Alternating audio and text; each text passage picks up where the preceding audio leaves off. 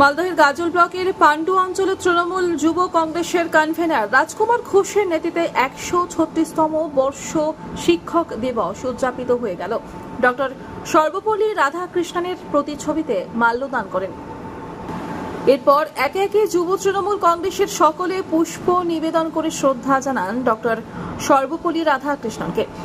এদিন অনুষ্ঠানে উপস্থিত ছিলেন গাজল ব্লক কনভেনার মলয় সরকার, গাজল প্রাক্তন পঞ্চায়েত সমিতির সদস্য জয়ন্ত কুমার ঘোষ, আন্তানাসিয়া সরেন এবং পান্ডু অঞ্চল যুব তৃণমূল কংগ্রেসের কর্মীবৃন্দ। এদিন উপহার দিয়ে প্রত্যেক মাস্টার মশাইকে সম্মানিত করা হয়।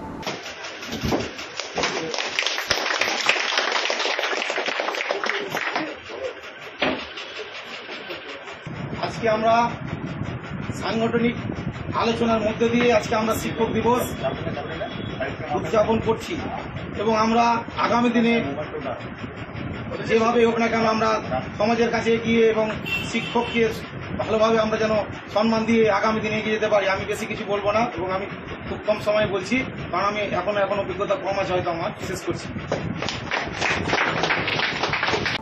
মালদহ থেকে দেবসিনা রিপোর্ট, আনন্দ বার্তা।